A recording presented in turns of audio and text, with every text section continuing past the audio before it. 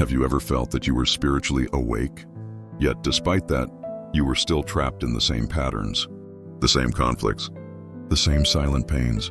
What if what seemed like awakening was actually just a new way of hiding? In this video, we're going to talk about a delicate, yet essential topic, the spiritual ego and the myth of ascension. You'll understand why, so often, the spiritual search doesn't dissolve the ego, it only transforms it. And more importantly, how to recognize whether your path is truly freeing you or simply feeding a more subtle identity. For Jung, the ego is not the villain of the story. The ego is the center of consciousness. It is what organizes your thoughts, your memories, your sense of identity. It is through the ego that you know who you are, where you are, and how to move through the world. Without ego, there is no functional human life. The problem is not having an ego. The problem is believing that the ego is all that we are. Jung said that the ego is only a small island in a much larger ocean called the psyche.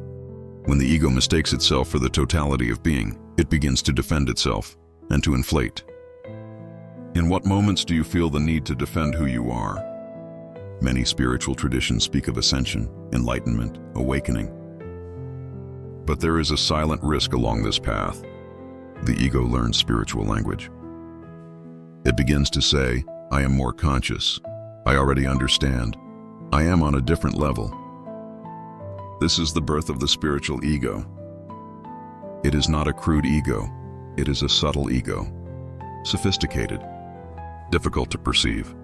It feeds on comparison, on absolute certainty, and on the feeling of being above ordinary life. Jung warned, the more the ego identifies with spiritual contents, the greater the risk of inflation. Have you ever felt spiritually separate from other people? For Jung, spirituality is not escaping the human condition. It is diving into it with awareness. He called the true inner path individuation. To individuate is not to become special. It is to become whole. This includes light and shadow, strength and fear, love and contradiction. The spiritual ego wants to rise. Individuation invites us to descend into forgotten parts, denied parts, repressed parts.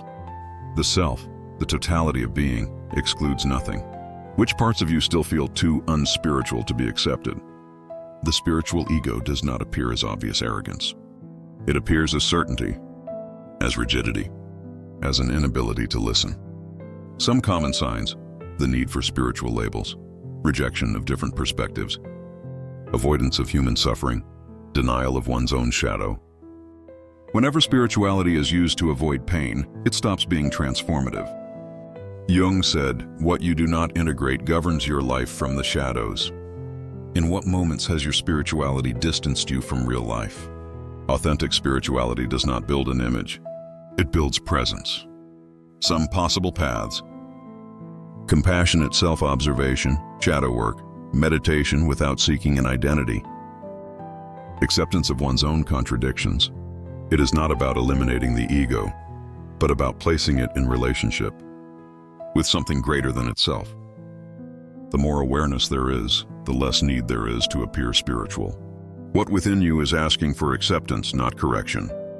Being spiritual is not about being above life, it is about being more intimate with it. The spiritual ego seeks ascension, spiritual maturity, seeks integration. It is not about abandoning the ego, but about bringing it into dialogue with something greater than itself. To close, I want to leave you with a few simple, yet deeply transformative exercises so that your spiritual search can become more conscious, more honest, and more alive. During the next week, observe your spiritual thoughts without trying to correct them. Whenever ideas arise like, I already understand this, I am more conscious than before. People are not on the same level. Do not judge. Simply observe. Silently ask yourself, what in me needs to feel special right now? This exercise is not meant to create guilt, but awareness. Choose an emotion that you consider unspiritual. Anger, envy, jealousy, fear, resentment. Instead of trying to eliminate it, sit with it for a few minutes. Ask, what do you want to show me? Where were you born in me? Remember, what you welcome stops dominating you. Take paper and pen and write freely, without censorship, answering the question, who am I when I'm not trying to be spiritual? Do not embellish. Do not explain. Just write. Individuation begins when inner truth is given space to exist. Throughout the day, observe how you react to small frustrations. Traffic, a delay, a disagreement. Ask yourself, does my spirituality help me be more present here, or am I using it to escape discomfort? True spirituality reveals itself in simple moments, not only in elevated experiences. If your spirituality distances you from life, it is not yet mature.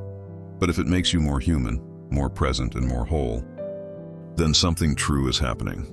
If this video helped you look at your search with more honesty and compassion, like it so this message can reach more people. Subscribe to the channel to continue exploring spirituality, depth psychology, and real self-knowledge.